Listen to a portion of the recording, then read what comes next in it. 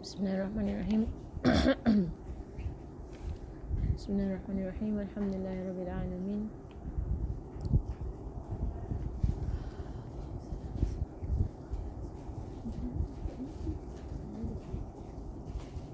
Bismillahirrahmanirrahim. Alhamdulillahi rabbil alamin. Wa bihi nasta'in ala kulli umuri dunya waddin. Wassalatu wassalamu ala asyrafil anbiya'i wal mursalin sayyidina wa habibina wa syafi'ina wa nuri qulubina wa qurrati a'yunina Muhammadin wa ala alihi wa sahbihi ajma'in. Wa tata'allama wa ta'lim wa tadhakkara wa tazkira wa nafa'a wa intifaq wa rifata wa istifadah wal hatha ala tamassuki bi kitabillahi wa sunnati rasulih sallallahu alaihi wa alihi wa sahbihi wa sallam wa du'a ila al-huda wa dalala ala khair ibtigha'a wajhillah wa mardatihi wa qurbihi wa thawabihi subhanahu wa ta'ala ma'a lutfin wa afiyatin bi rahmatika ya arhamar rahimin. Allahumma inna nas'aluka al-'ilma ladunni wal mashrab as-safi al-hani wa hab ya ghani. Allahumma inna nas'aluka al-'ilma ladunni wal mashrab as-safi al-hani wa hab ya ghani. Allahumma inna nas'aluka al-'ilma ladunni wal mashrab as-safi al-hani wa hab ya ghani. Wa sallallahu ala sayyidina Muhammadin wa ala alihi wa sahbihi wa sallam. Alhamdulillahi rabbil alamin. Allahumma ya rabb sayyidina Muhammadin wa ali sayyidina Muhammad salli ala sayyidina Muhammadin wa ala ali sayyidina Muhammad wa sahbihi wa sallim a'da 'ilmik wa azif husna qalbi fi dunya wal akhirah wa farij kuruba ummatihi wa hawil ahwalahum ila ahsan ahwal ya rahman. Allahumma ya rabb sayyidina Muhammadin wa ali sayyidina Muhammad salli ala sayyidina Muhammadin wa ala ali sayyidina Muhammad wa sahbihi wa sallim a'da 'ilmik wa azif husna qalbi fi dunya wal akhirah وفرج كروب أمته وحول أحوالهم إلى أحسن الأحوال يا رحمن. اللهم يا رب سيدنا محمد وآل سيدنا محمد صل على سيدنا محمد وعلى آل سيدنا محمد وصحبه وسلم على علمك وأذف حسن قلبي في الدنيا والآخرة وفرج كروب أمته وحول أحوالهم إلى أحسن الأحوال يا رحمن. اللهم يا رب سيدنا محمد وآل سيدنا محمد صل على سيدنا محمد وعلى سيدنا محمد وصحبه وسلم على علمك وأذف حسن قلبي في الدنيا والآخرة وفرج كروب أمته وحول أحوالهم إلى أحسن الأحوال يا رحمن. اللهم يا رب سيدنا محمد وآل سيدنا محمد صل على سيدنا محمد وعلى آل سيدنا محمد وصحبه وسلم على علمك وأذف حسن قلبي في الدنيا والآخرة وفرج كروب أمته وحول أحوالهم إلى أحسن الأحوال يا رحمن. صلى الله على سيدنا محمد وعلى آله وصحبه وسلم. الحمد لله رب العالمين.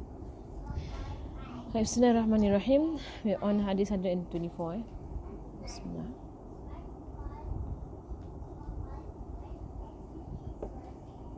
Bismillahirrahmanirrahim.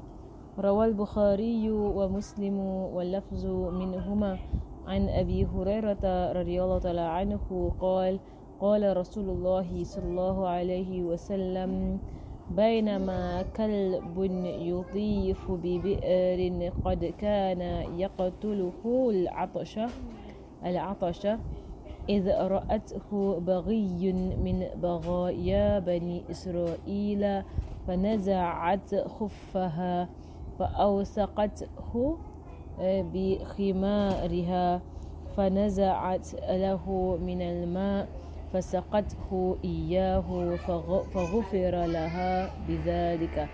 So here we have a famous story, right, about the prostitute and the thirsty dog. And this is the hadith that speaks about it. So Imam Bukhari and Muslim narrate from the authority of Abu Hurairah radiyallahu ta'ala anhu, who said Rasulullah sallallahu alayhi wa alihi wa sallam said that a dog was walking around a well and was close to dying out of thirst. And an immoral woman, right, so a woman in a prostitute from the Bani Israel saw it in this state, and she removed her leather sock, her khuf. Her khuf is her leather sock or her boot, and she tied it to her scarf and drew water from the well for the dog. And then she gave the water to the dog to drink, and she was forgiven because of this. Right, so here we see that Rasulullah sallallahu alaihi wasallam again in these examples of using stories.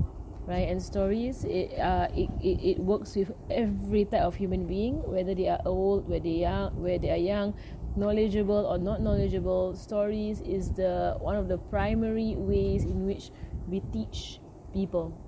And just that day we were just discussing this morning. So I was discussing with my mother that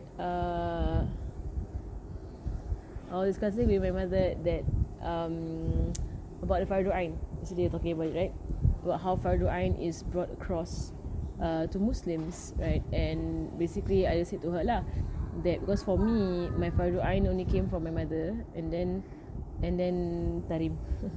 Right, so and I did go through some of these weekend classes which I didn't remember anything that I learned in this weekend class. And my mother was saying to me that when I went through all this, I wasn't which class, but I went through weekend classes, and she said that all of us we went through, and she realized that we were not getting it.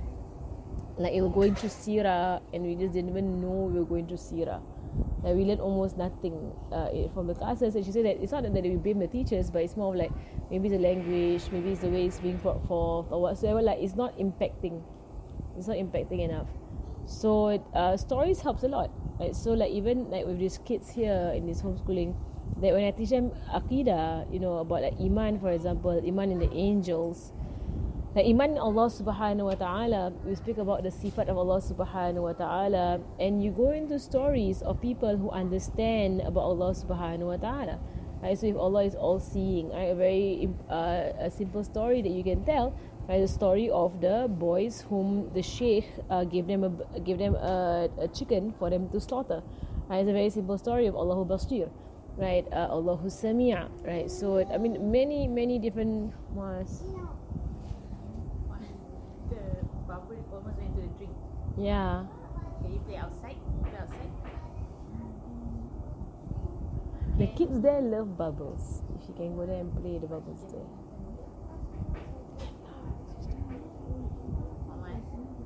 But don't play the toys, like play the bubbles there. The bubbles. Or stand there at the gate. Stand at the They gate. love the bubbles. Afif love bubbles. Go. But stand at the gate. Okay, don't.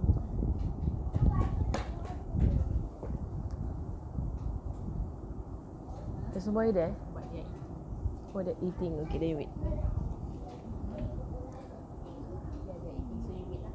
Nanti dia bring the soup into the bubble. Yeah. Okay. So anyway, yeah lah. So like that kind of thing lah. I mean, you don't teach Aqidah without bringing in stories, right, about Allah Subhanahu wa Taala. Right. So all of the traits of Allah Subhanahu wa Taala, we speak to them in terms of stories. And then when you go into about the angels, and you speak about what do we believe about the angels, they are creatures made from light, right? We speak about them. You don't eat, don't drink. So when I teach them about the story of the angels not eating, not drinking, it goes into Surah Nabi Ibrahim alayhi salam, right? And then when you speak about the books, in the books also, in the class at Masjid Hadith, I went to the stories of the Yahud in the time of Rasulullah sallallahu alaihi wasallam, how they saw in the book the proofs of the Prophet sallallahu alaihi wasallam, right? And then so you go into the stories. It's like, so even like the throughout Fardu Ain, you always speak about the stories, right? They are there, and they are present. They are all around the Quran. It's everywhere, right? And that is how you drive forth points, right? And also you make all these lessons more impactful on your students, right? By always linking it to the stories. So when I speak about the traits of prophets, and I say that prophets are always trustworthy, prophets are infallible, prophets are truthful, prophets are whatsoever. So whatever trait that I mention about prophets, I will mention stories that come with these traits. One thing, it makes things way more interesting, and then just to hear things like that and then memorize them. Right? And another thing is that with stories, the lesson it gets embedded deeper in a person. Right? So this method of telling stories is very much a prophetic method. Right? And in fact, it is worldwide, and everyone knows that human beings just like stories. Whether or not there's a lesson to the story, they just like stories. Right? In our time, we see that all kinds of nonsense stories, they work with human beings, and they are multi-billion-dollar industry just telling stories. Right? So as people who speak the truth, we focus on spreading stories that are true. And that's why Habib Omar has a series called Qasasul Haq, right? True stories. Because there's so many false stories being spread in the world, that he's like, you know what, we need to speak louder and tell more true stories, right, in this world. And then I just read somewhere that about like a normal sitcom that is a hit in America, or whatever lah. All the sitcoms that are hits, like every episode, one of the main actors or actresses can rake in about $1 million per episode. And there is a kind of like crazy, like craze lah. It's a crazy industry that is just all fake stories, and even to the point that lewd stories, you know, the indecent stories. It's all munkar, right? And it's kind of money that they rake in per episode, right? So they kind of like stories like Friends are Friends per each of the main actors and actresses earn about $1 million per episode. Right, and that is really, it shows the state of human beings where we're at. Right, and how pathetic the state of human beings, that so much money in just fantasy, right? Or so much money in indecency. I won't even say fantasy, indecency, and how much they rake in. Alright, so that's the hadith we went through. The next hadith, روى البخاري ومسلم واللفظ للبخاري عن عبد الله بن عمر رضي الله تعالى عنهما أن رسول الله صلى الله عليه وسلم قال: عذبت امرأة في حرة ربطتها حتى ماتت فدخلت فيها النار، لا هي أطعمتها ولا سقتها إذ حبستها ولا هي تركتها تأكل من خشاش الأرض. Right, so here Imam Bukhari and Imam Muslim narrate on the authority of Abdullah bin Umar radiallahu anhuma, right, who said that Rasulullah sallallahu alaihi wasallam said a woman was punished for caging a cat. And this is a story that is also one of the most repeated stories, right? The cruel woman and the cat, right? So he says from the Hadith of Rasulullah, where he said that a woman was punished for caging a cat until it died and entered hellfire because of this. She neither fed the cat nor gave it water to drink. When she confined it, she also did not leave it free so that it could eat the animals of the earth, such as insects and rats and rodents. Right, so the cruelty of this woman, and it was that this woman was a woman who was of worship. She used to worship a lot, right? But it's just that one day there was a stray cat that came into her house and jumped and took the fish that was in the house, or some food that was in the house. The cat stole it, right? And the thing about it is that also, you know, you don't say that animals steal, right? Animals don't actually steal, because to steal means to be able to seek permission, and you didn't seek permission, so you stole. Or to understand what is yours and what is mine. Like, animals don't have that concept, you know, that it is not mine, is yours, that kind of thing, you know. So like, even like how you say, like, a toddler, if a toddler takes someone else's food or someone else's toy, you don't say your toddler stole. Because stealing is a crime that is done consciously. So you don't say the toddler stole the toy. He took it. He took it, but didn't steal it. Right? Stealing is different. Same thing like if a lion kills a deer, you don't say the lion murdered the deer. It's not murder. It killed it because it wants to eat it. Right? And it's perfectly fine. It's the way that it is supposed to be. Right, so in a sense, like, you know, like you would not ascribe to animals crime. You don't actually ascribe to animals any form of crime unless they are trained to be thieves, like some monkeys, like, yes, who are trained to be thieves. See that time when Steve Irwin died, the stingray that killed him. Yeah, I think they tried to go after the stingray. I mean, the stingray just did what it does. The stingray is being a stingray. Right? I mean, and the stingray when the stingray feels threatened, it uses what Allah Subhanahu has given it to defend itself. The stingray does. Even in Singapore, at the time when they had the lion or a tiger kill a man who jumped into the cage. In Singapore, right, there was a man that jumped into the cage, right, and then the animal came and killed it, and killed the man. Right, and people were like, you know, there's uproar and whatsoever, but there was a very good article. The person was saying that the tiger was being a tiger, the man wasn't being a man, because men have intellect, and he wasn't acting on his intellect. Right, but you can't blame the tiger. The tiger's being a tiger. That's what tigers do. They see another animal, they kill it. Right, so in the sense of this woman, she came and she took the cat took the food. I can't say the cat stole the food. I mean, the cat is looking for food. That's all it is. It's a human being who left the food out. So you blame the human being. So what this woman did was that she got so angry with this cat, and she also has an issue this woman, right? Like, I mean, the cat took the food. Let the cat be. If you took it back, okay, fine. She took the food back. Not only did she took the food back, she locked the cat up in a cage. And it was that she locked it up or she tied it up, right? She trapped the cat basically. Actually, in fact, here it says caging the cat, but actually in the Arabic it says that she tied up the cat.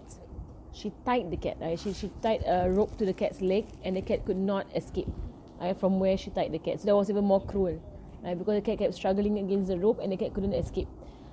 And then she left the cat there to starve to death. So you can see the kind of cruelty, like to be able to do this kind of thing. Even if you don't like the animal, fine. Like they said that the Hadith goes, she could have just left the cat to just eat from the rodents of the earth. Let the cat seek its own provision, right? Instead of keeping the cat there, and then the cat is not able to go around. And generally in Islam, if there is no need to keep animals in captivity, you shouldn't be keeping animals in captivity, right? So it's true. It is true. You do not keep animals in captivity, right? About cats are the only ones whereby Rasulullah mentioned in the Hadith that they are in a sense they are tame towards human beings. Right? They are of those who come between us, and they are of us. They are amongst us, cats. Right? So cats being in the home is the cat's habitat, in a sense. So cats, in a sense, they and not because I'm a cat lover but it is true that from the hadith, right, they are of those who enter amongst you, right, and they are those who live amongst you, right. So so cats are not and they're not suffering when they're in the house. Right, they're more than happy to be in homes because that's what they do they sit there, they lepak, lie down, right. So they're not kept, right, unlike, like, for example, birds. Birds, they fly in the sky. Right, so you keep them in cages, then they can't go anywhere. Right, fish swim, right, far distances. So you keep them in a small container or small. It's not fair. It's not fair for them. Even dogs, right? Dogs require a large space, right? In a way. So, but dogs also, on the Islamic point of view of the Shafi'i point of view of the dogs being najis, right? There is the part. Right, but so most of these animals, they're not meant for you to just keep them, right? But Allahu Alam, Allah knows best. I'm not saying it's haram or whatsoever, right? As long as you are good to them and you treat them well, right? So this woman, she did this, and she was cruel in the sense she didn't even allow the cat to survive by itself, right? She was so cruel to that extent, right? So, and Rasul said that she is being roasting in the hellfire. Yes. Answers the question. What's your question? Question is, if we go to the beach and we, explore and catch some fish, but we release it back. Why you want to catch? What? To observe, and after that we release it back. That catching for a while can or not? I mean, before we leave the place. So it is to benefit yourself, lah. Yeah, just to see and then to release. It's not for the benefit of the fish, right? No, you want to see it and then explore. It's for the benefit of the self, right? Within the hour, he releases it. What are your niyats? I'm not saying yes. I know, you're also not single. I'm not saying yes. But you're disturbing it. You're bothering it. It's like you imagine, you're walking around, someone sees you, nice looking boy. Let me trap the boy for a while and let me see him and see what he does, and then I send him back to his family for a while. After a while, can I? Or someone sees Zahra's a cute baby. Can I keep Zahra for a while? And later I send Zahra back to her family. Can I do that? Can I keep Zahra here for a while? And then later I send her back to you, so I can just observe her. And Zara's crying the entire time, but I don't care. I'm going to observe her. Zara's stressed. Right? Zara will get very stressed. The animals get very stressed. Animals get stressed when they're in captivity. They panic, right? Because it's not natural for them, right? But I'm not saying halal or haram. I'm just saying that tak payah. There is no need for it, right? Unless you have a specific need of it. Alright. But of the animals that do find solace in human beings are also like monkeys. Monkeys also, small monkeys. But then again, like they have the choice to leave, in a sense. So they're not kept in captivity, but they just hang around you. They like you, so they hang around you. And Allahu Alam, and Allah knows best. So I'm not saying anything so don't quote me on this and say that I say it's haram to keep animals or whatsoever. But it's just that sometimes you must understand: are we benefiting them or not? Right? Are we stressing them out? Are we causing unnecessary distress onto these creatures? Even if it's for an hour, you're stressing them for the hour, right? And then is it justified? Is it justified to do that to these animals when we know for ourselves we wouldn't like it? Like if someone trapped you for a while just to observe you, you wouldn't like it at all. And it's not, of course, you're not asked. The animals are not asked would you like to. Like for us, if someone can ask you, would you like to be part of a study? So if our kids are like animal lovers, so we're looking at animals like cats. Animal lovers, you can observe them. Even in fact, in our zaman, right? You can observe them through documentaries. Why not? Right? Observe them through documentaries or observe them from afar. Look at them the way they are from afar. You don't have to go up close to them. They don't like it. So and even documentaries, the way they do it, they don't actually bother the natural environment. They don't actually do it. They actually remain at a distance and they don't touch it. So even if they see the animals suffering, they do not intervene. They don't. Sometimes I used to wonder how come documentaries, they see animals suffering and they don't actually intervene. And an animal that has a broken leg or whatsoever, they don't actually intervene because they're doing a documentary, and for them they don't get involved with nature. So if something in nature, because sometimes you see like the mother gives birth to cubs, and then one cub is weaker than the other, and the documentary will show the weaker cub eventually dies off. So when I was younger, I used to wonder, why don't they just save that cub? And then I realized that they're just documenting what happens in nature. A weaker cub will die off. That's what happens, right? So they don't actually get involved and they don't touch. Yeah. So anyway, encourage them to go into such things.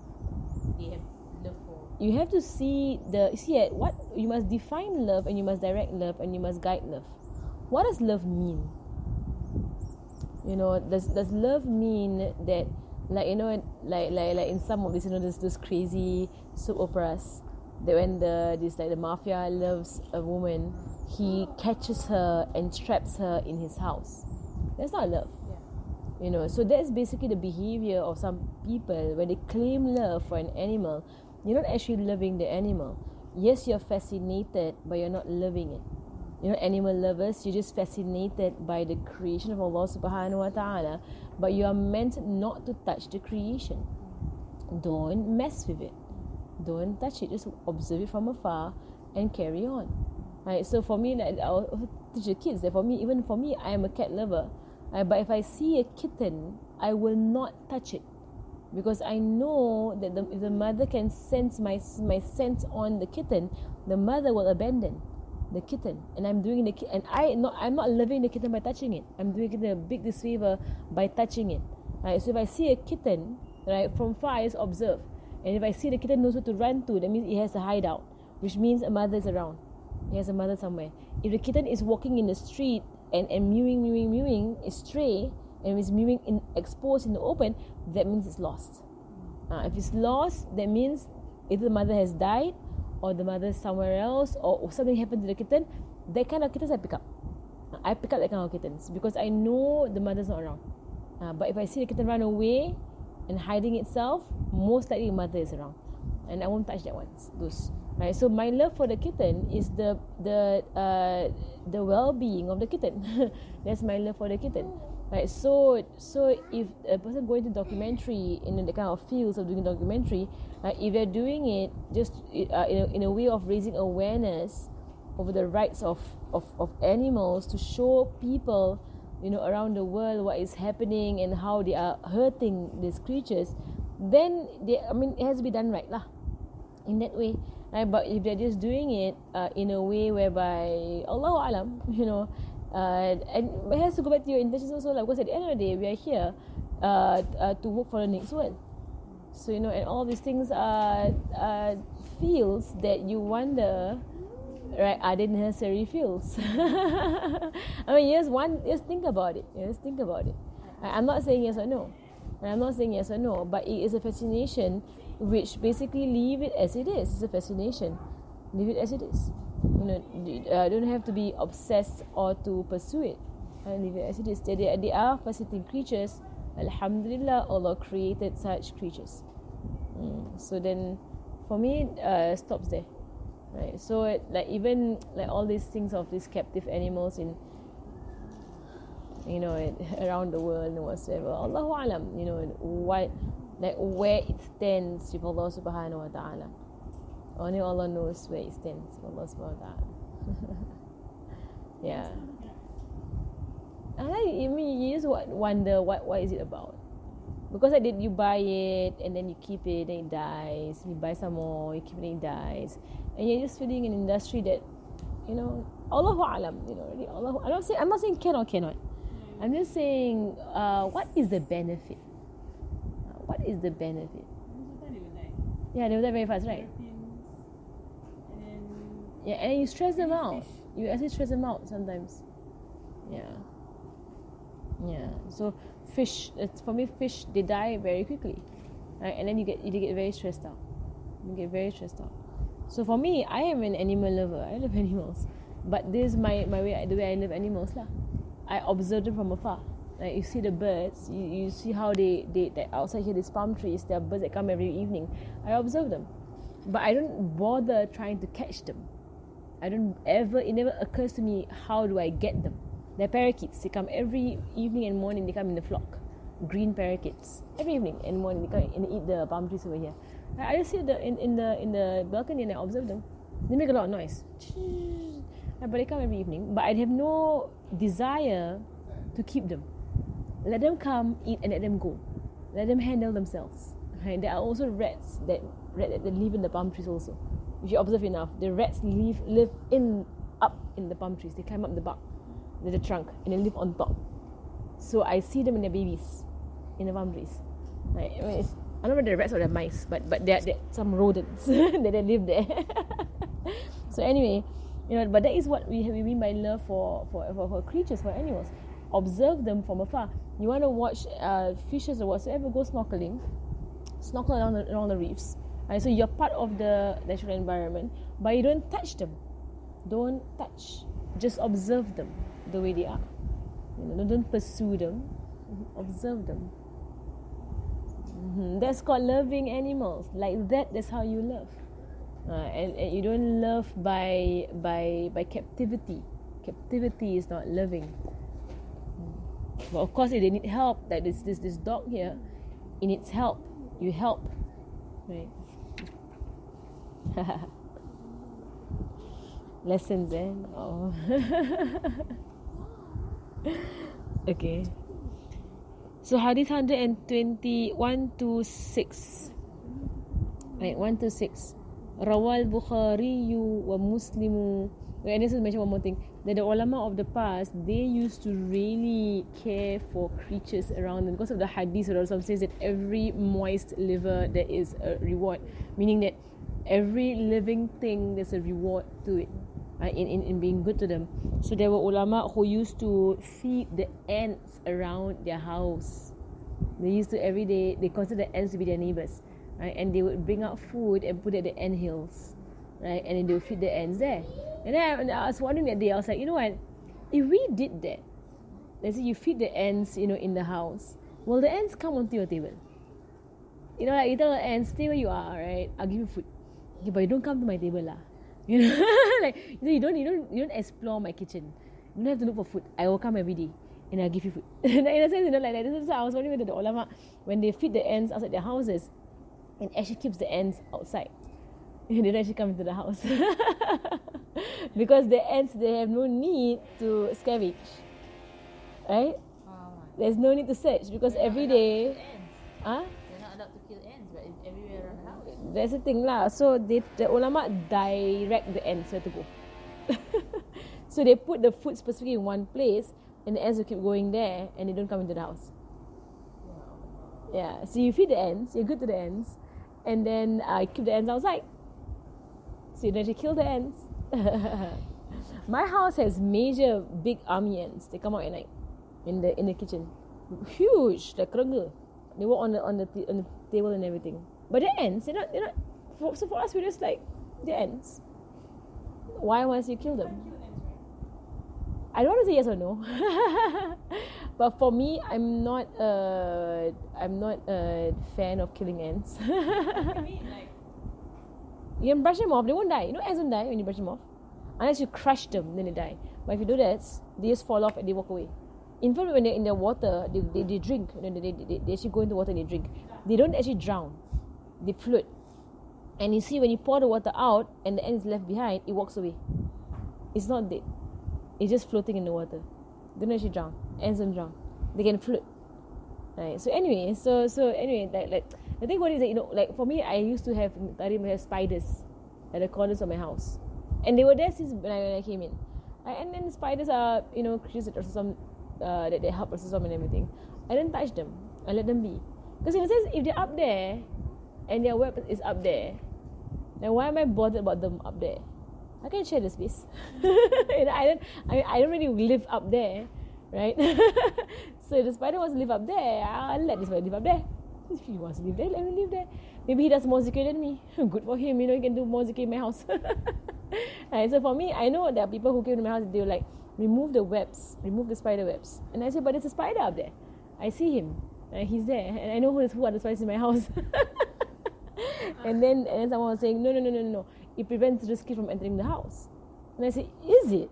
I don't know. I'm not so sure whether does it prevent the kid from entering the house. I mean, for me, I don't know. I am happy with the spider there. Okay, the spider eats up all the flies. So I don't like the flies. And I don't kill the flies. And the spider eats the flies. And I think that's fine. In leaving the spider there.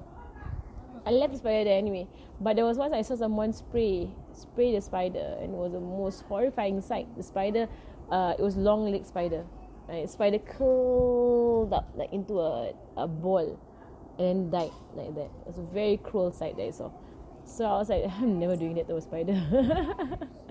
Yeah, but in a sense, that's what it is. Like, for me, I'm not bothered by them up there. Let them be up there. Maybe it's a poisonous spider? If it's not bothering me, yeah. But I've been bitten by spiders anyway. In Tarim, they bite you, bite, and then there's huge bumps everywhere. It goes away. But I mean, I don't think they will just come and bite you for no reason. You know, yeah. Allahu Alam, you know, Allahu Alam. But for me, I don't kill animals for no reason. Yeah, all this one around. What does the cockroach do?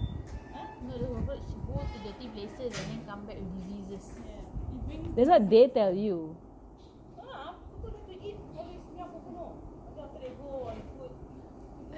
Yeah lah. Yeah.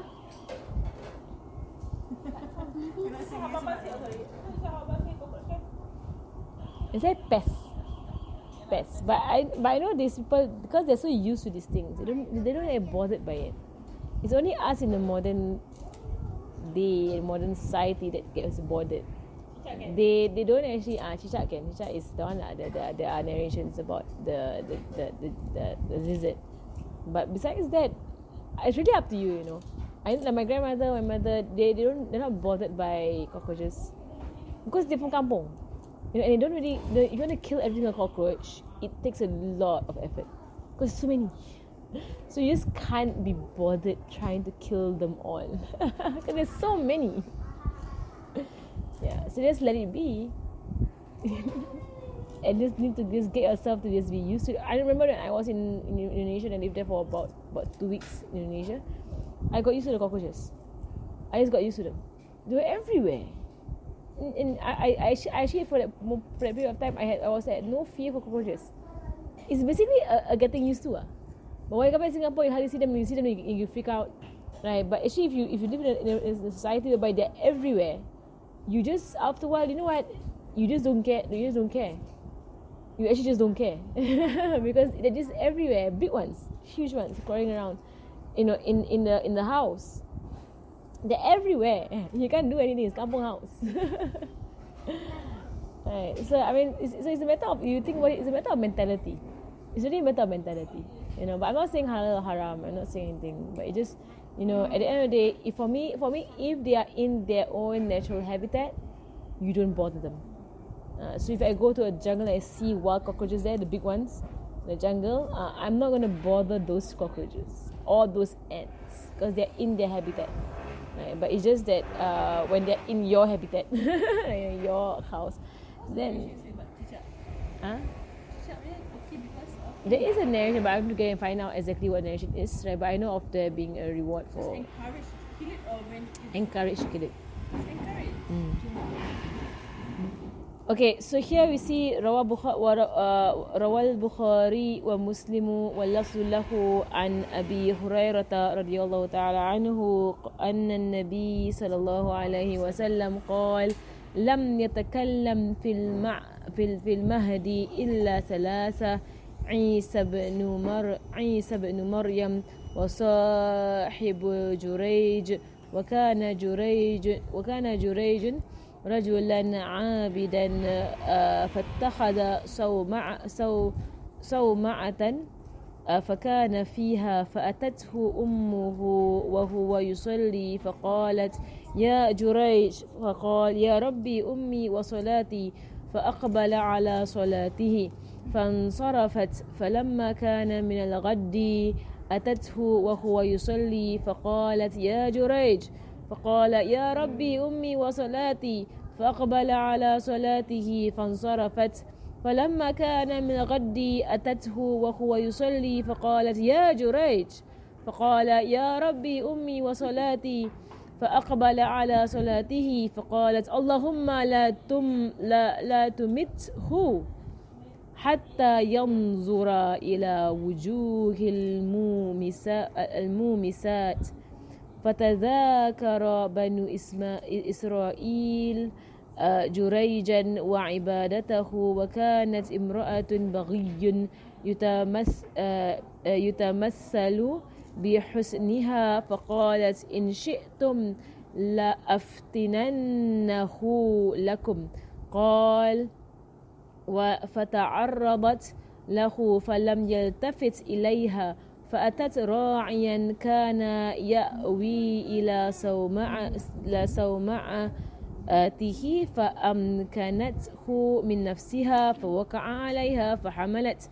فلما ولدت قالت هو من جريج فأتوه فاستنزلوه وهدموا صومعته وجعلوا يضربونه فقال ما شأنكم قالوا زنيت بهذا البغي فولدت منك فقال أين الصبي فجاءوا به فقال دعوني حتى أصلي فصلى فلما انصرف أتى الصبي فطعن في بطنه وقال يا غلام من أبوك قال فلان الراعي قال فأقبلوا على جريج يقبلونه ويتمسحون به وقالوا نبني لك صومعتك من ذهب قال لا أعيدها من طين كما كانت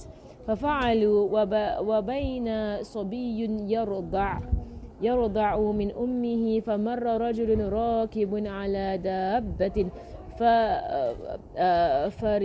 فارهة وشارة حسنة فقالت أمه اللهم اجعل ابني مثل هذا فترك الثدي وأقبل إليه فنظر إليه فقال اللهم لا تجعلني مثله ثم أقبل على ثدييه فجعل يرتضع قال فكأني أنظر إلى رسول الله صلى الله عليه وسلم وهو يحكي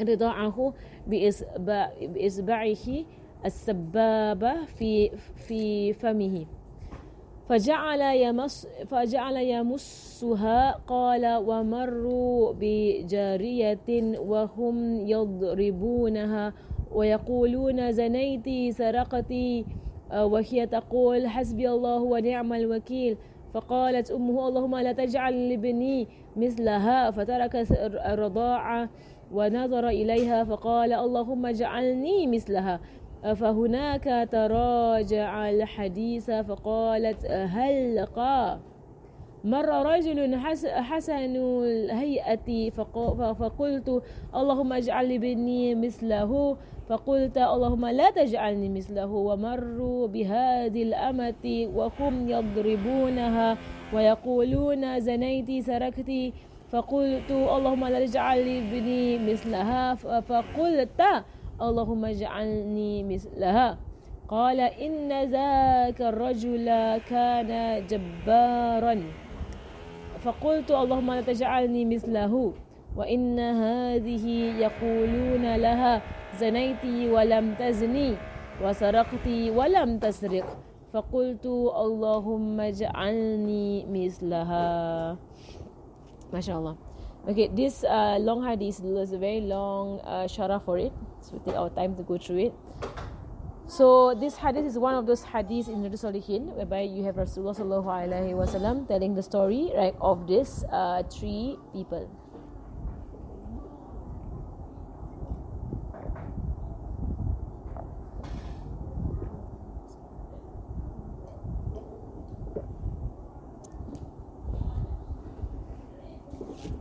So Rasulullah sallallahu alaihi wasallam the story of these people. So he says, Imam Bukhari and Muslim narrate on the authority of Abu Hurairah radiallahu anhu that Rasulullah sallallahu alaihi wasallam said, there were only three people who spoke in the cradle while they were infants from Bani Israel, right? So the hadith, so this hadith says, you know, that none spoke in the cradle except for three, right? The ulama say here it refers to the Bani Israel.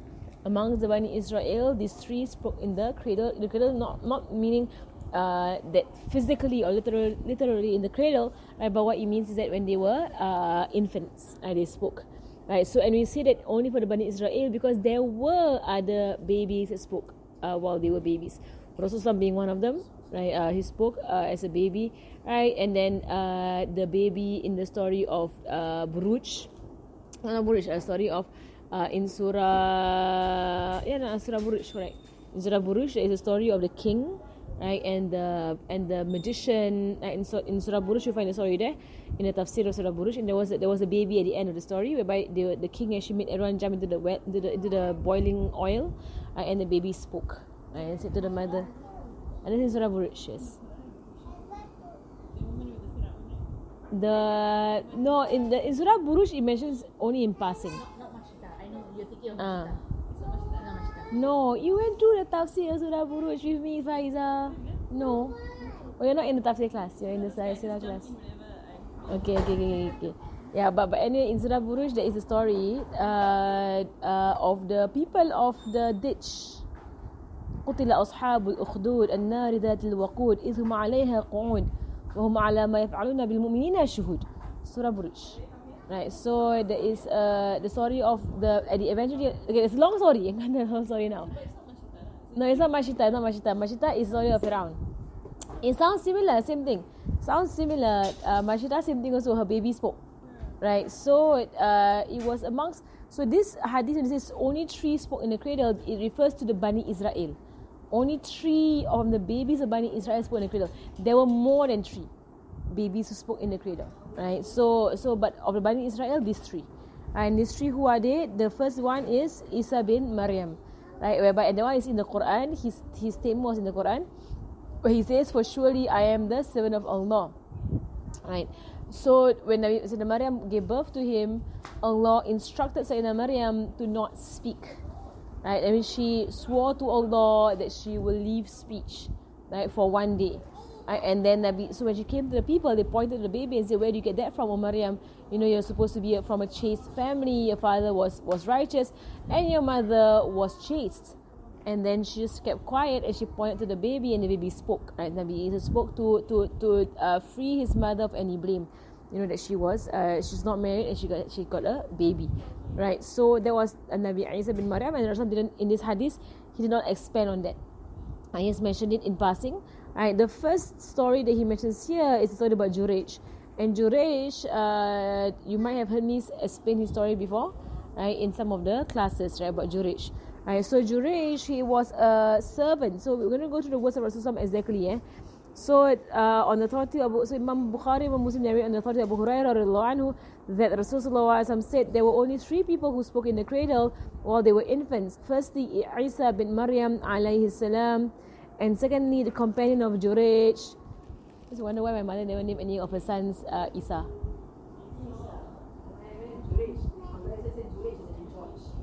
George, Jurayj. No.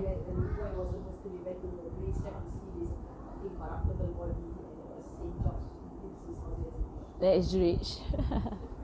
Allahu Alam. No, I was wondering why didn't you name any of your sons yet? 5 sons. You can name one of them Isa. Isa bin Maryam. Then you can go Isa bin Maryam. Right. I mean, I would have done it. If I was named Maryam, and I had 5 sons, I would have named one of them Isa. Hey, won't you do it? Wouldn't you do it? Okay now. So you should get an Ishaq out. Yeah. You just to get the barakah of it. MashaAllah. And then that's what they do. They get the barakah of it. They get the same like lineage of righteous people. You know, so they will go. So like a lot of like the ulama, if the name is Muhammad, they will name their son Abdullah in hope the son names his son Muhammad. So Muhammad bin Abdullah, that kind of thing. That's Imam Malik. You have no Imam Malik. Yeah, you have Malik bin Anas bin Malik bin Anas bin Malik bin Anas. Right, there's a link of of Anas bin Malik, Sayyidina Anas bin Malik. Right, to get the the lineage. My brother did that. To get the lineage. Because my father's name is Abdul Rahman and he's Abdul Rahim, and then he named his son Abdul Rahman in the hopes that his son will name the son Abdul Rahim. So Abdul Rahman, Abdul Rahim. Yeah lah. You should name Ibrahim. Right? Sarah, right? Hajar.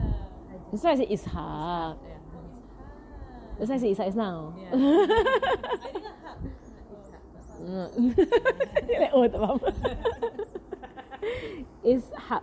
Yeah. So anyway, yeah lah. So it's like, that's why I was wondering, my mother got 5 sons, never name one of them is Isa. I would have done it. I really would have done it. But my name Farhana, I didn't link to anybody. Okay lah.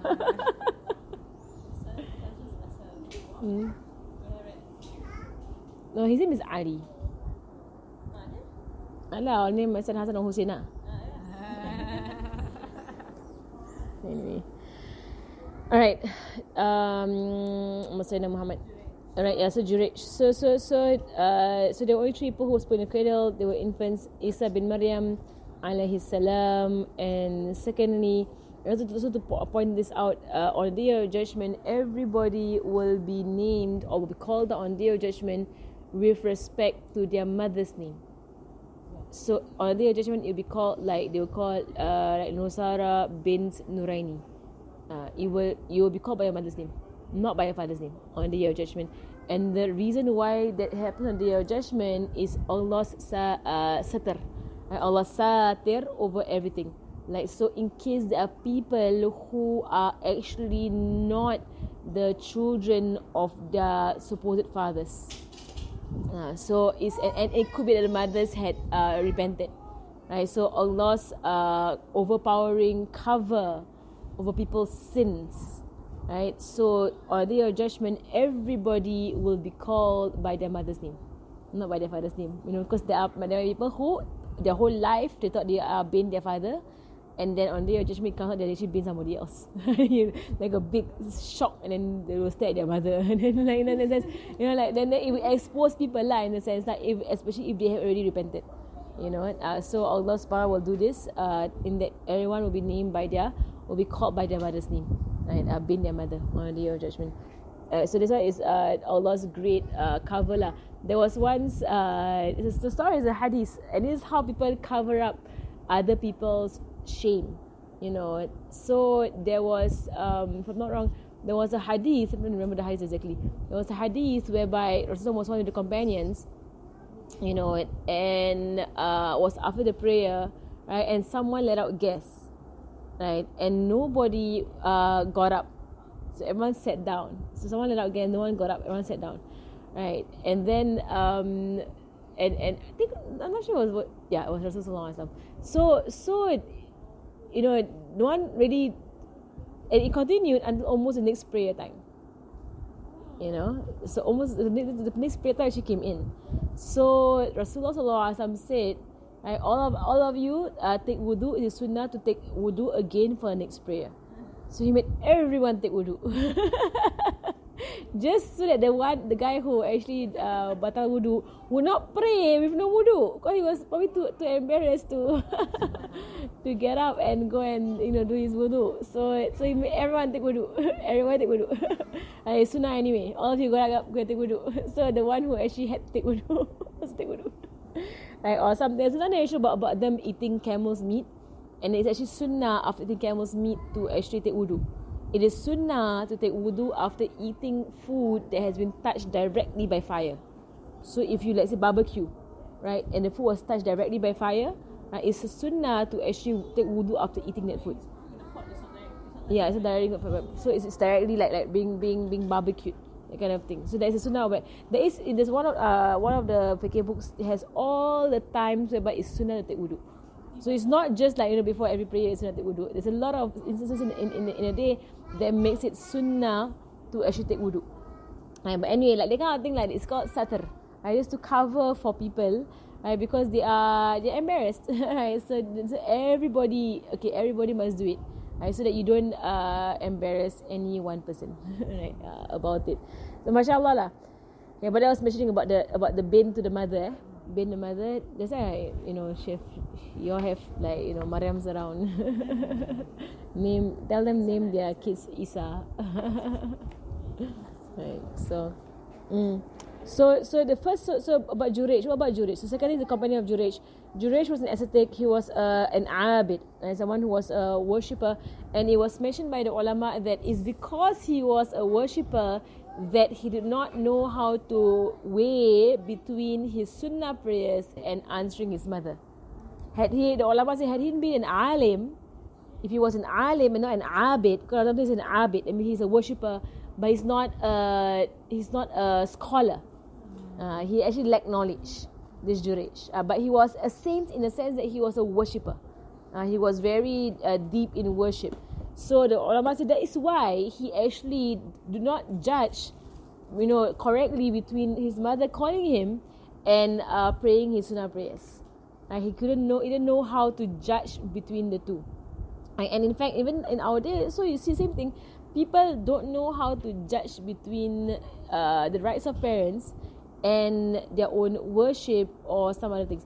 Like for example, today my auntie was telling me like she met somebody in South Africa, whereby this Muslim family, right? But then the sister basically had a civil marriage with someone else, non-Muslim. So the sister basically married a non-Muslim and a civil marriage. So the brother got very angry lah, with this, and the brother, so the parents of this the mother and the father of this family, they spoke to their daughter so many times and tried to convince her out of it and whatsoever, right? But she still went ahead with her civil marriage, with this non-Muslim lah. So the parents now after the marriage, everything, they still allow her to come to the house and still allow her to come for family events and family gatherings and whatsoever. I mean, didn't disown her in a way, because the parents saw that it's still my child, and I want to at least maintain some sort of influence or bond with the child. The brother is angry with the situation because the sister married basically in zina lah, sister. Zina, right? Yeah, right, it's zina. It's zina, outright zina. There's no marriage. There's no nikah, right? But the brother, on the other hand, is basically lack of knowledge. The brother broke up from his parents I see. because the brother is angry with the parents for allowing the sister to still come to the house. So the brother turned away from the parents and then don't want to talk to the parents anymore. So now, by the law of the Sharia, the brother is in worse sin than his sister. The irony is that, right? So he is angry because she's in zina, and because he's angry with his parents for, in a sense, condoning her actions. They're not condoning. They just don't know what to do. We talked already. She made her decision. Are you going to cut her off? So the parents saw, we don't cut her off, but we let her come. Right, and maybe one day she will, she can reach out and she can and got grandkids and everything. Like to them, it just made more sense to maintain the bonds. Like with their daughter, because the grandkids involved and their father is not Muslim, that kind of thing, right? And so the parents saw it that way. The brother angry, but without knowledge. Of course, it is wrong what she did, but he's even more wrong. Right? So when my auntie was telling me the story, and I was like, actually, you know what? The brother even more berdosa than his sister. While he's trying to be righteous, he actually became more sinful. But that comes with lack of knowledge. Lack of knowledge. So you see zina as a terrible thing. You marry somebody who's not Muslim. Terrible thing. You break off with your parents, even worse. It's even worse. Right? So he actually fell into worse sin than his sister. Mention right that before the family exposed the mother. Yeah, no, derhaka mak bapa. I mean to abandon your parents is right after syirik. Right after syirik. It's second to syirik. Right, so I mean in a sense, don't understand. Way kabair, even more than zina, more than drinking alcohol, more than love things. That means way up there in the kabair list is the second to syirik. Right, so subhanallah, but that comes with lack of knowledge.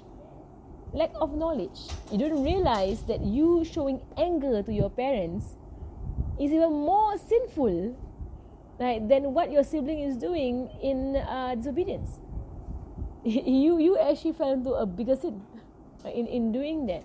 And some people, they do it. They're angry with their sibling, and then they're upset with their parents for not being hard on their sibling, and they show anger towards their parents. And then in the end of the day, they are actually more sinful than their sibling that they are angry with in the first place. The whole thing came back round. But it's today's Juresh. Easy to fall into. Yes, because you're so angry with your sibling for doing what your sibling does, and then you're so angry with your parents for allowing it, so-called allowing it. And then you fall into a sin that so Shaitan, he plays his game lah. Then he breaks the entire family apart Shaitan. He is very good at doing these kind of things. Right? But when people fall into it, they don't realize that what they're doing is actually against the religion, all the way out against the religion. They don't realize it. But it's even kabair. Subhanallah. So so this Jurej, right? This Jurej, he didn't do a kabair, Jurej. But he basically, but also you wonder, like after his mother called him, how come he didn't go and attend to her? He's in prayer. He's in sunnah prayer. Sunnah prayer, if your mother calls you and you're doing, it's not wajib. Wajib, you must do your wajib. Like in sunnah prayer, if your parent calls you and you're doing sunnah prayer, you break your prayer and you attend to your parent. Right? So Jurej, so the story with Jurej was in a certain, he built a hermitage for himself. Hermitage is like a halwa, his own tower, like not tower, like a hut where he would do his ibadah, and he used to remain therein. Right. One day, his mother came to him when he was praying and said, "Oh, Jurej," and he says, "Ya Rabb, my mother or my prayer?" Right. And they said, ulama say, for him to even ask that question shows his lack of knowledge. Jurej, he actually exposed his lack of knowledge. My mother or my prayer? Obviously, your mother, right? But he didn't know. He was not knowledgeable enough to know which, and also he had a very strong inclination and desire for the prayer. He had a very strong tasting for the prayer, right? So he couldn't actually leave the prayer at this point. So my mother, my prayer, and he continued with his prayer. She turned and she went away. And the next day, same thing happened. She said, she went to him, Jurej. So probably he's not attending to her. Kesian the mother. She come all the way, Jurej, and he keeps praying. So he continued on his prayer, and then so there's a footnote here. In other words, on the one hand, I have to respond to my mother, and on the other, I have to complete my prayer. So inspire me to do what is best. Hafiz ibn Hajar mentioned that each time he asked him the question, he did so while he was in prayer. It does not mean that he expressed it verbally. However, even if he expressed it verbally, it is permissible for a person of that era to speak while they are in prayer. And it was the case in the beginning of Islam. Basically, there was, if someone asking about the hukum of this, it was said he said in his heart, or in that time, when Israel, they were allowed to speak in their prayer. It didn't break their prayer, right? But basically, it just showed that Jurej was not. He didn't make the correct decision, basically, right? So he ignored his mother and turned away. The following day, she came again. So he's not attending to her, because the mother came again and said, "Oh, Jurej," and again he continued his prayer. At that point, she was so annoyed with him, so angry with him. She says, "Ya Allah, don't let him die until he sees the face of a prostitute, of prostitutes." Right, so it kind of dua the mother make mother macam geram sangat. Right, that means, but the mother didn't say that he commits sin. Yeah. But let him be tested by a sin. Test him by a sin, because he thinks he's so, like he doesn't want to obey me or doesn't answer to me or whatever. Right, but you don't wonder like about Jurej's situation, Like why did he not, like after you pray, go to your mother what she want? How come he or he forgot, or maybe he prayed non-stop. He was a worshipper who did not stop praying. So she was like, when are you going to stop? I need to help me with something. Right? Maybe he's a lot. Allahu Alam, what was his situation, why it was like that. But the story is basically she made a dua against him. Right? And dua accepted by Allah subhanahu wa ta'ala. Right? A dua of the parent goes right to Allah subhanahu wa ta'ala. Right? But I have also read before, the ulama say that because some parents ask, it's always said the dua of a parent goes straight to Allah subhanahu wa ta'ala, straight to Allah subhanahu wa ta'ala. So I have parents ask me that, but I dua for my child for so long I dua for my child, to be righteous, to be good, to be righteous, or what, right? And it's not happening. Like Allah tak makbul, like Allah doesn't answer my dua. Like why doesn't Allah answer my dua for my child? And it's a question that some parents will ask, that why not? Because you all say that dua straight away to Allah subhanahu wa ta'ala, right? Scary thing is that when I asked about it, the scary thing is that when a parent makes dua for a child and the dua is not answered, right, it could be one of the signs the child is in la'nat. It's in a curse. It could be. So the dua is not answered. There's a block to the dua. So I said, somebody asked me then I said, I check like why. It could be that the child did something so terrible that the dua of the parent doesn't go through.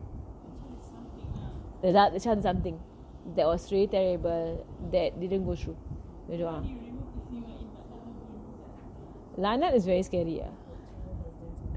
La'nat is means a curse, and it's by and curse is basically the distancing of a person from the mercy of Allah subhanahu wa ta'ala. And mercy comes with guidance. So mercy cannot come to a person, guidance can come to a person that there's no mercy on that person. Right? So it's a very scary situation.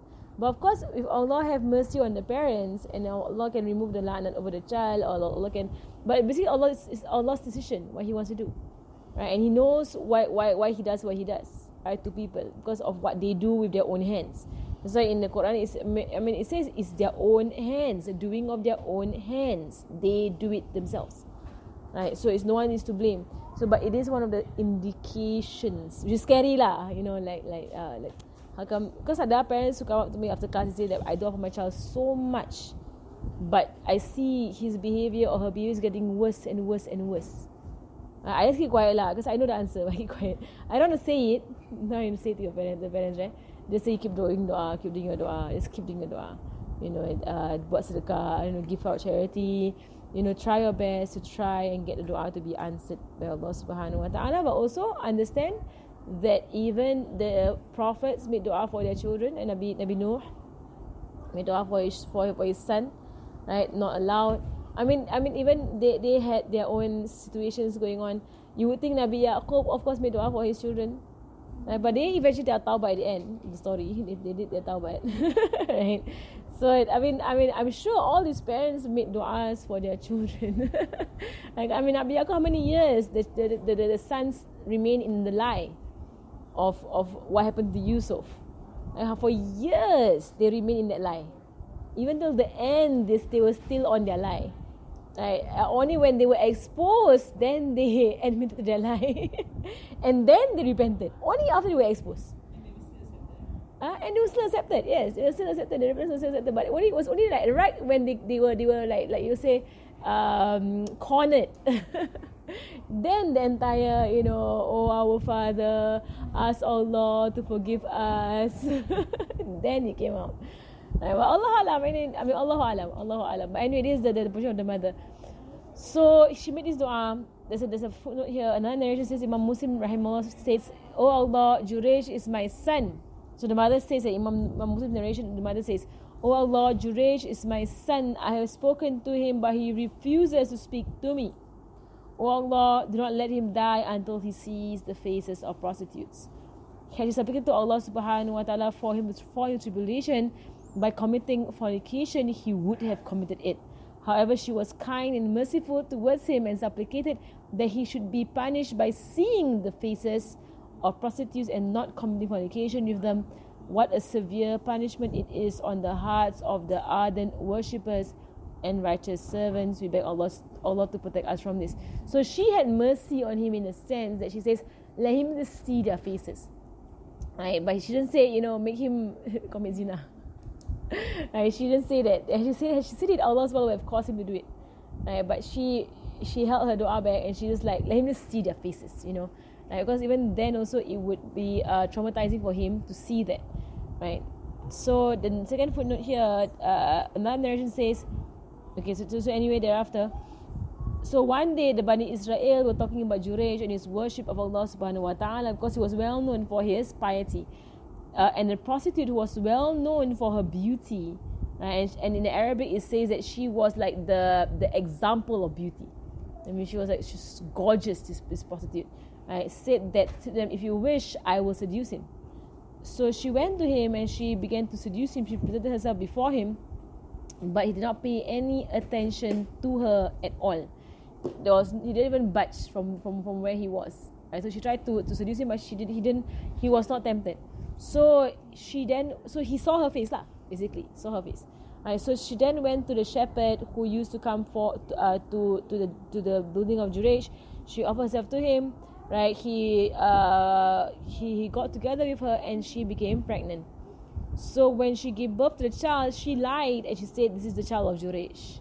And this is all the plots of this woman, right? And that's why the evil, of course, evil man and evil woman, right? They can be very vicious in their plots, right? So it's a child of Jurayj. She cries, that it's Jurayj, and the people, without even checking Isabel, they went to him and they asked him to come out of his hermitage, and they destroyed it, and they began to beat him. So then he said, "What's wrong with you?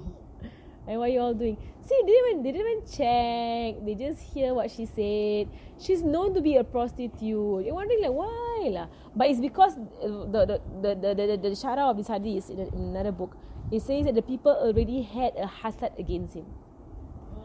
They had a jealousy or an envy against him.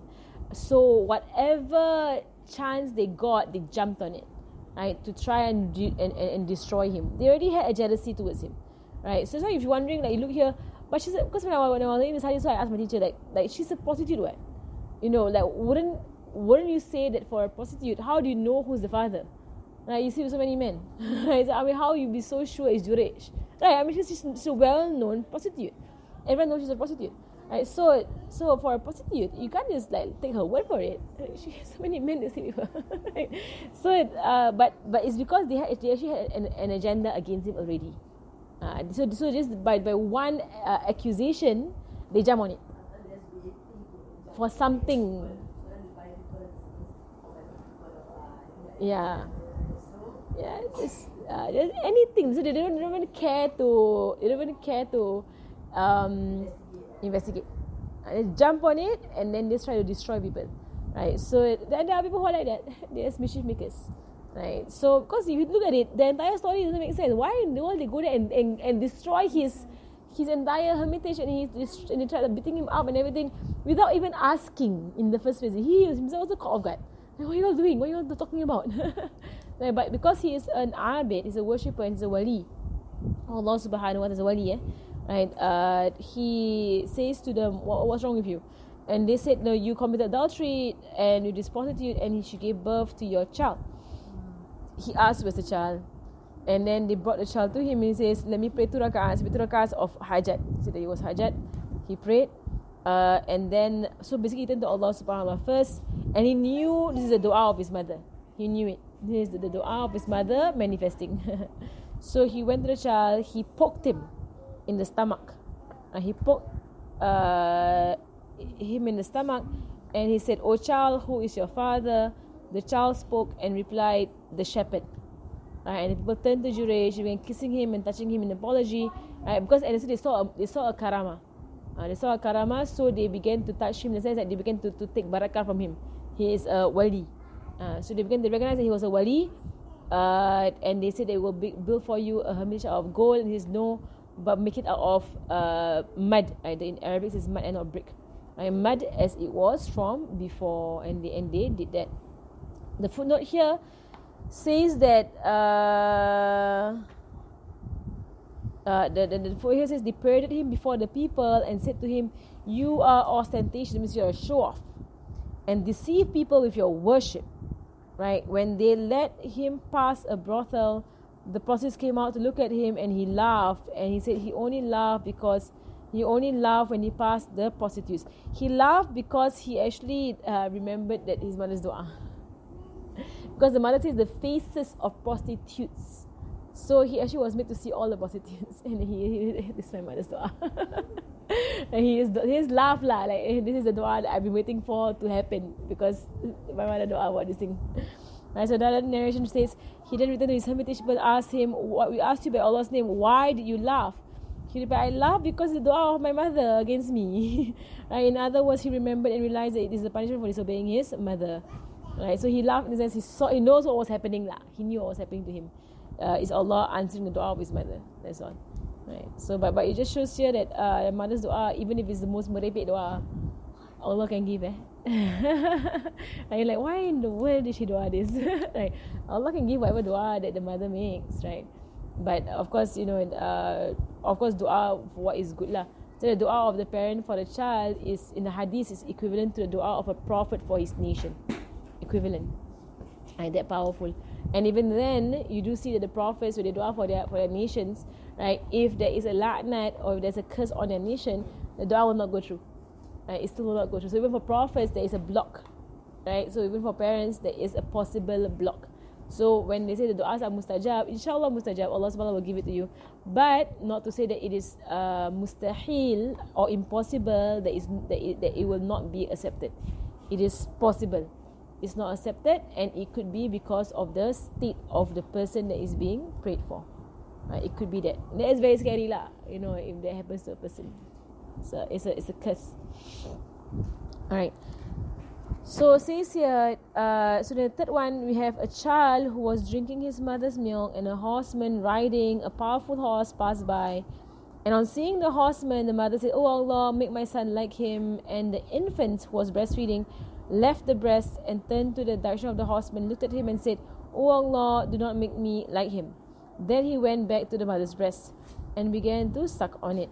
Right? And then and Abu Hurairah narrates, he says, and I can still see the way Rasulullah would do it. So when he tells stories, he uses gestures. So this is the part we see. When he tells stories, he uses gestures. So he actually used his finger, right, and he basically he demonstrated the suckling, like, of the baby. There was no need in the story to show that, but just in the sense of storytelling.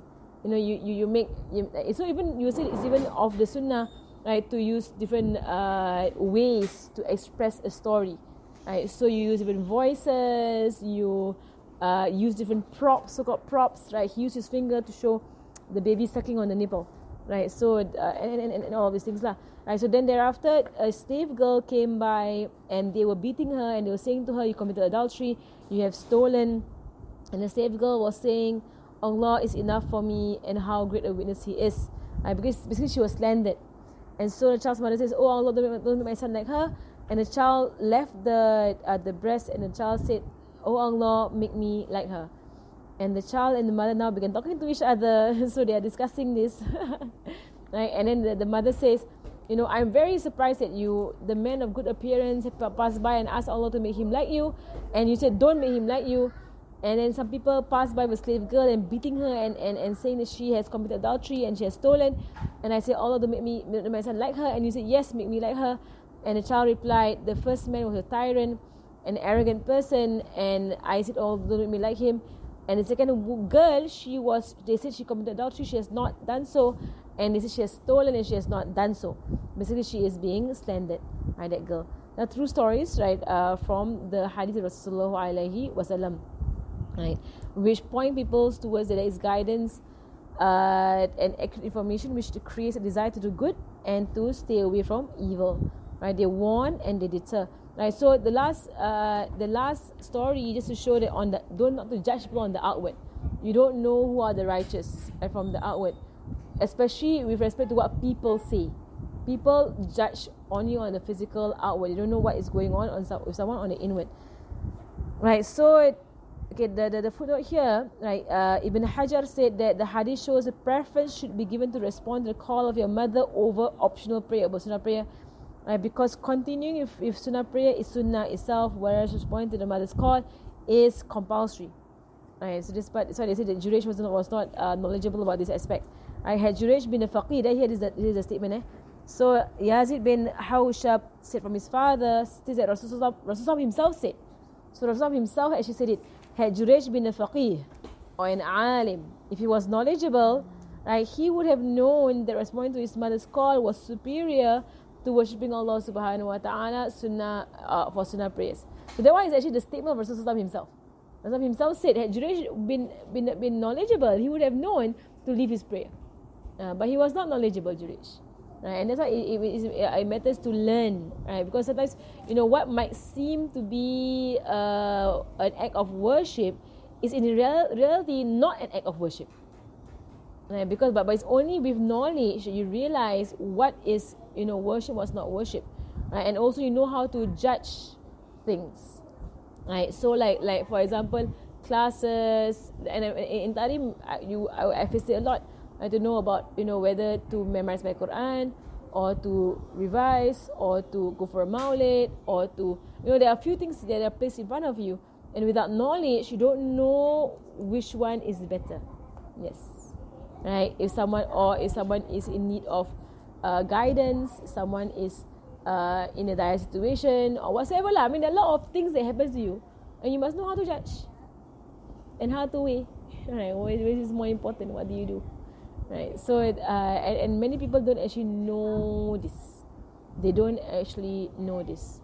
Right, how do they judge several acts of obedience? Which one should be prioritized?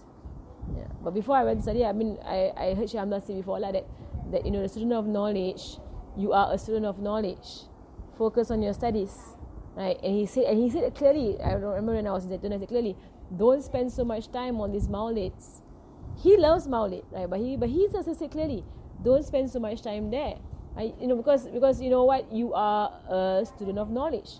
You are here for 4 years, or for how long, right? And you are here to study, right? So study, right? So don't neglect your studies and then go for all kinds of majlis, and then you don't understand what's going on in school, right? And be responsible, right? So he would say, you must know how to judge. And you must know how to weigh.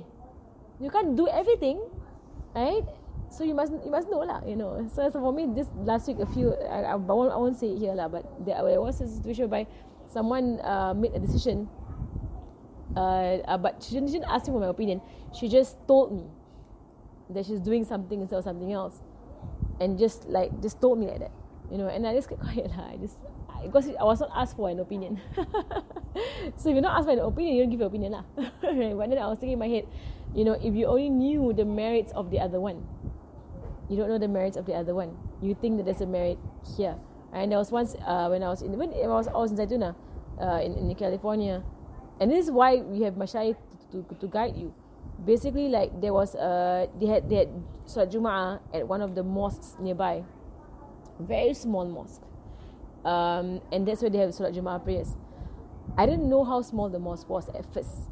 I went there the first Friday because everybody was going there and all the people were going there. So when everybody was going there, I also go lah to go and like go for the prayers lah, you know, and hear the khutbah. But when I went there, I realized the mosque was very small, and to the point whereby the saf of the men were only a few saf, and it spilled outside the mosque, and the saf of the woman was right behind the men. So that means you move a bit, you could have hit someone's foot. It's that close, the saf. So after that first Jum'ah, I said to myself, I don't think the woman should come. I really don't think the woman should come, because it's a small mosque and it's compulsory on the men. It's not compulsory on the woman. Women should stay at home, right? And in fact, they did have another Jum'ah on campus. So on campus, we were big. There was a big, like you say, basketball court kind of, you know, things, hall, right? So it was big. So you have like all the men in front, a lot of space, and all one at the back, a lot of space. So yes, because the basketball court is on campus. The masjid is a room. It was actually a room. That was all the masjid was a room, right? The basketball court is not a musalla. The basketball court is part of the school that the Muslim society of the school uses for Jummah, for the students to come and pray Salat Jummah, right? So anyway, so I saw this happen, you know, and I saw that the masjid was too small. And the men had to be pray outside, and they can't even come in and whatever. And the women are occupying space on the inside. And I saw, they actually were inside the mosque, the women. Yes. So they were occupying a few stuff, the women. And the men had to pray outside on the streets. Right. So I saw that the campus had a huge basketball court. So for me, thereafter, I only went to the campus. I never went to the mosque anymore. Right. So and that was how I judged. I judged that way. And I still remember this conversation with my roommate, whereby it was Friday, and then she said to me, "We want to go to the mosque for Jum'ah." And I said, "I don't go to the mosque anymore. I only go to the campus because it's bigger, and I don't feel it's right for a woman to go to the mosque because it's so small." Right? And she says that, "Oh, but Imam Zaid is giving a khutbah there at the mosque." And I said, "Yeah, I know he's giving a khutbah there, and I would like to listen to Imam Zaid, but I don't think that it's right for us to go to the mosque. I actually don't think so." Right? And then she said that, "No, how do you judge?" She said to me, "How do you judge? It's Imam Zaid." You know, and I said, "That's how I judge." It's some random guy like at the campus, you know who, so giving khutbah. Right? But then like some unknown person lah, I don't know who he is, as compared to Imam Zaid. But then how do you judge? How do you judge? Huh? Yeah lah, wajib is wajib for the men. Imam Zaid is Imam Zaid. Another time I'll listen to him. It's okay. I don't have to go to the mosque to hear him. So she went her way and I went my way. But I still remember that conversation because she was like she was so shocked that you're forfeiting, you know, going to a mosque and hearing Imam Zaid. I said to her, even if it was Sheikh Hamza Yusuf, I won't go. And I mean, even if it was like, you know, some big shot sheikh, but the mosque is a mosque in Friday prayers. Even if it was Habib Omar there, I wouldn't go. Maybe I would stand outside and like, you know, try to hear Habib from somewhere, but I won't actually go into the mosque because wajib is for the men. So if it's Habib Omar there, I would even just, maybe I would go still, but I would praise the whole first. I mean, I'll praise the whole later on, you know. But I will not pray the Jummah. I would actually hang outside and try to hear the khutbah, try to get the khutbah. Right? But you know, how do you judge? How do you judge? Do you go? So in this case, yeah, and in fact, I still remember that I was the first Friday I was there. I was at the back with the staff, with the woman at the back in the masjid because the women don't pray outside. They don't pray outside. It's unsightly for the woman to pray on the streets. Friday is in the daytime, Zohor. You're gonna be everywhere. The woman out of the place. How can you pray at that? Right? And also on that account, you're going to go and pray outside and sujud and ruku, and like people are walking on the streets. I mean, think about it, right? But I remember on the first Friday I went there, and I went inside. I didn't know, so I was inside, and then I was like, this is actually very, very packed and uncomfortably packed. And then and I saw there were some women who were inside the masjid and who were not able to pray on menses. They were actually sitting at the back. And then the time I really like asked, I don't know what to do. So I looked at them and I was like, are you going to pray? Then they said, we're on our menses. Then I said, I give a look lah. I had like a puzzled look on my face. Why are you here? Right? No, this is the same place in America lah. So I looked at them and then all mazhab. Okay, you know what? It's not about the hukum of whether women or men can enter the mosque. It's like, why are you there? The mosques there are so small. Right? And you have to come and pray there, I feel so guilty. Come and not pray and sit down and occupy space. Like, I would feel super guilty if I had come and I couldn't pray and I was sitting there and I'm occupying a full staff. I'm like, I feel so out of place. Right? So I just look at her and I give her a very puzzled look lah. Like I didn't say anything. I just look at her and give her a very puzzled look. And then I remember she said to me very clear. She said to me, you know, it's so beautiful how women can come to the mosque and we can also be part of the community. You know, this is every Friday I look forward to coming to the mosque and being part of the community and hearing the khutbah and just being with the people. And I think I was like, okay, maybe she convert lah. maybe lah. You know, I didn't say anything. I just like, get quiet. But then I was just thinking to myself, I want to say something or not? Because you could see all the men were struggling to try and get the Friday prayers, you know, and then in a sense, of course community is important, but maybe not Friday prayers, you know. Like something else, you know, like ceramah, talks, whatsoever, something else whereby you're part of the community, not Friday prayers. Friday prayers is a very specific Sharia, you know, it is instituted by the Sharia on the men, it's compulsory on them, right? You know, they fall into sin and they don't do it. So, you know, like, we also need to educate our women also. You know, women must understand, right? Friday prayers are not compulsory on you. Understand that, right? If you are occupying space, get out. So this is so it's not hukum, it's more consideration. I would say it's hukum. Of course, I can't say it's haram on them, but the mixing is haram, right? Because you're saying yes. That so part I felt very uncomfortable. So that bit where you say but it was you will hit the men's you can hit the men's, yes. And Yes, that means you can see the men's behind is right in front of you, in a sense. In is that close, which would be you're really, in the room. No, very separate, men all in front, one behind lah. But it's like the very like how you have your stuff in the women's musalla, like that. So you're just right behind the men.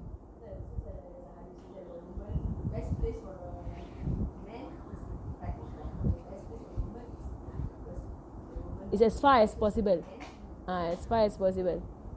But otherwise only if the situation is whereby they're in the same room lah. Of course, if you're upstairs in the masjid, you go in front. You don't go to the back, you go to the front. Yeah lah. So that's why. But that is basically like, how do you judge? How do you judge? Right, Friday prayers plus, you know, a great sheikh who's a khutbah, you know. But on the other hand, not wajib on you. Mosque very small. And wajib on the men. So there is a hukum lah. So the hukum is mixing lah in this case. Yeah. The hukum is under mixing, right? And I would say the hukum is also under consideration, which is part of Islam. It is compulsory to be considerate. It is compulsory, and all good behavior is wajib in Islam. All good behavior is wajib, and all bad behavior is haram. It's a hukum. Right? To be polite is wajib. To be rude is haram. Oh. Basically. To be polite is a choice. It's not a choice. You are held to account for your tongue. To be polite is wajib. To have good behavior is wajib. So if you're neutral? That's why you always doing istighfar. Because your behavior is always falling short. So yeah, but so if you're neutral? Huh? If you're neutral? Like you Then you're like the person who's not praying, not doing dosa. You're sitting there. You're neutral. Nothing.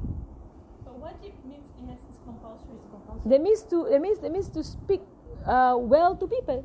So when I do speak to people, I speak well. It's compulsory for me to treat people well. Compulsory. I can't just be cold towards everybody, and dismiss everyone. No, I have to. It's compulsory to actually be good to people. Compulsory. This is being a Muslim. Isn't it obvious? It's under. It's okay. Islam has iman, aqidah. It's wajib for you to know all the things you must know about your aqidah. You have your sharia. It's wajib to practice sharia, and then you have tazkiyah. Tazkiyah also has wajib and haram. And tazkiyah is what? Character. What tazkiyah is. So character that is wajib and haram character. It's haram to be, of course, to be arrogant, to be this, haram, right? But then it's wajib to be humble, right? To be good, to be gentle, to be. But that's where all our istighfar is coming from. Right? A lot of our istighfar is because of that part. All the falling short in our behavior. So for me, even saying it, I know that I don't do it. Like for me, saying it, I something to do is wajib, right? And I know I fall short very much in being gentle. Very harsh person. Right? Sometimes rude, sometimes, lepas kata, say things, sharp tongue, hurt people. I know, for me, I know I do it. And I know I shouldn't be doing it. That's where the istighfar is coming from lah. Istighfar is from that part. A lot of dosa kat situ. It's more like to be. I don't know how to categorize it. It's like good character is necessary. Compulsory. Compulsory. All this time, it was like harus. Harus, yeah. Why would it be harus? It's better for you to be. It's good for you to be good. But No, it's not. compulsory for you to be good. It's like you amar bil ma'ruf. You're commanding to good. You have to be good. Yeah, you have to be good. It's good to be speak rudely. You are punished for that. Alright. You have to be good. You have to speak well. The fact that you are punished means haram. Yeah. Otherwise you will be punished. That's why I mentioned that the third part of Islam is about tasawwuf. I mean your tazkiyah. Just like all the other parts, there is haram and there is wajib. And there is sunnah and then there is makruh. And that's how you say things like show like face to your husband, for example. So there is haram. Yeah. Because showing face means that you are not showing good character. Yeah. It's very hard. That's why this is where this is where all our istighfar is coming from. From this part. That's where all the dosa is coming from. this character part. Also our ibadat lah. I mean, orang pun tak needs a lot more to. I don't know how to categorize them. I weigh them. Okay, I know parents first. Actually, it's more like majlis ilmu. It's all. Yeah. So that's my problem. Yeah, yesterday I was already there, Papa. My mother said, come home, clean up there. Walk home. I was really there, Papa. I was at my brothers, and I saw all the ustazahs all going to Papa. Got Habib inside. Habib Adi was inside.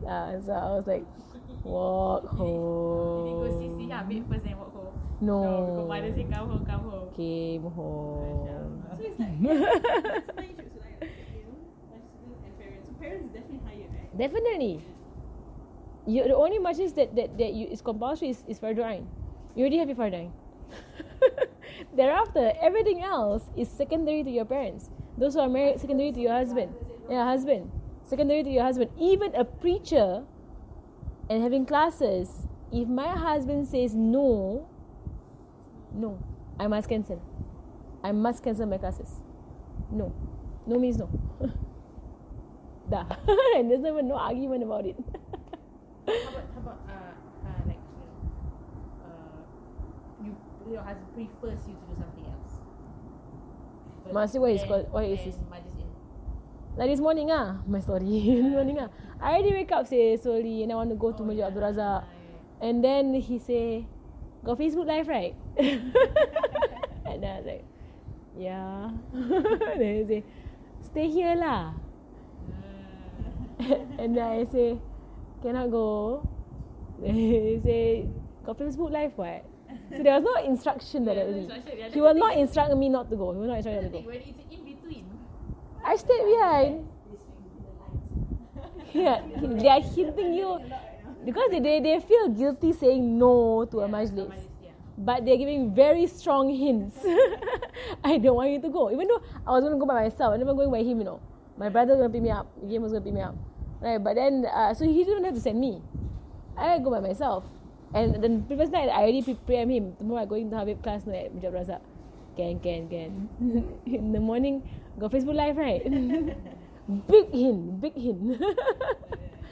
So I say, okay, I stay here. Do you want coffee? So yeah, like that kind of stuff. That kind of thing lah. I mean, so you judge. You must have to do judge. something like for your parents. Definitely parents. Yeah. Trumps. Yeah.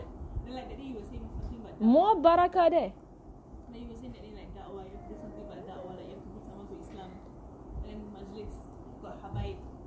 That one trumps. Of course. But your Of course. parents also give hints between the lines. Huh? They give hints between the lines whether they want you Oh, my to. parents are very straightforward. Yes, no. Oh, then it's quite clear, right? My father is like, no. Yeah. Stay home, don't go. Nah. Yes and no is quite clear. Yeah, but what she was saying that day, last Thursday, like I was going to meet a few people who were interested in Islam. At the same time, at that same timing period, where they are free, Habib was at Ba'alawi. So when I said to her, why I'm not going Ba'alawi, but I'm just going to my brother's center and talking to a few people. And then you were like, oh, it's all good. You say it's all good. Yeah, I asked And then, both is good. Then she said, and I said, no. compulsory. Yeah, One is wajib, the other one is not. Because if I don't go, the majlis carries on. Right? I am not needed there. But the other one, people are feeling the himmah, they're feeling the semangat, they're feeling the draw towards Islam. If you keep delaying it, so I didn't want to delay, so I went right into it. Because I think if you just like, not this week, next week, or someone said it to me, how about this when you come back from Tarim? Right? I mean, so my husband was saying to me after Tarim, and I said, I'm afraid that the zeal for it dies, and then it's my fault that I let it grow cold. So I don't want the zeal to grow cold, and I like right now they are calling me, they're texting me. Wajib. What else is there? Wajib. You have to wait. You have to wait because it's a matter of akhirat. It's a matter of akhirat. So there was one very clear. Stop soon. There was one very clear. There was one very clear instance in Rasul's time whereby he was standing giving a khutbah, right? A khutbah. And there was a man that came to the mosque and he was a bedouin that travelled for a long distance, came right up to the mimbar and said, "Oh Muhammad, I have some questions, answer me." He got off the mimbar, addressed the man and all of his concerns and his questions, then he went back and continued the khutbah. So like halfway through giving a talk, and this guy comes up and says, I have questions, answer me now. Right, and answer him now. He got up and left whatever he was doing and he answered the man. Because why? The man came with important questions on Aqidah. The man had serious issues that needed to be addressed there and then. Right, so if someone comes to you and they have important, serious issues, and it has to do with their faith, right? Even those who want to leave the religion or whatsoever, they are your priority. You go to them, call them up, and talk to them. Whatever you have, cancel. and just prioritize this one. Right. So in a sense, it's priority. So in the story of Jurej, you learn a lot about priority. So Jurej, he's our case study of not knowing how to prioritize. Yeah. Basically, understand that. I mean, Habib could be around. It could be great scholars and whatsoever. I mean, same thing like as to how people leave Tarim eventually. I mean, if I care about myself, I will just stay in Tarim. I don't want to come back Singapore. Right? But then that's how people from Hadramaut also came to Southeast Asia in the first place.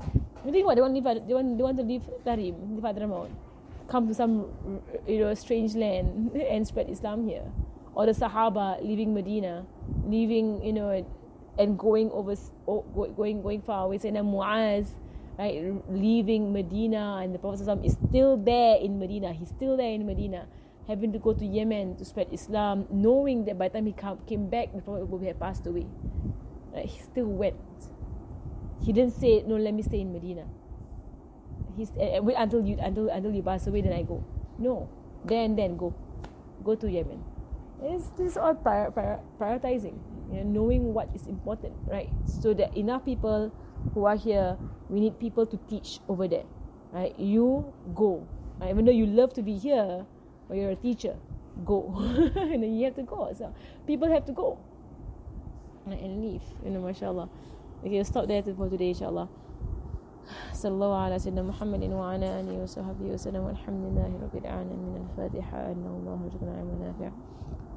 وما نخذ مستعن من دل الهدى ويسر والمسوى ويسلم والرحيم والمشعين والزب الحقوق علينا وإلى حوض النبي محمد صلى الله عليه وسلم. الفاتحة.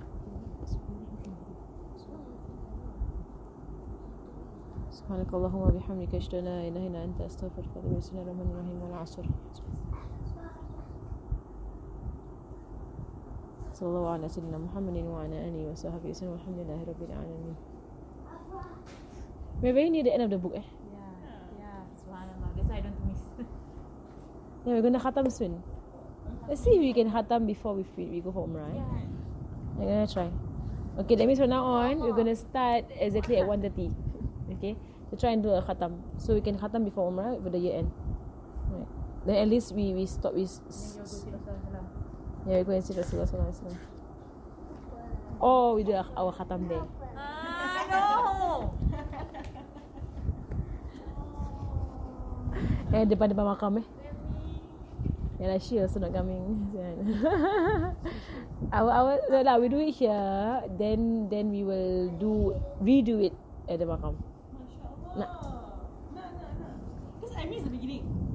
Okay. Then it's on you to catch up. It's all on the speaker.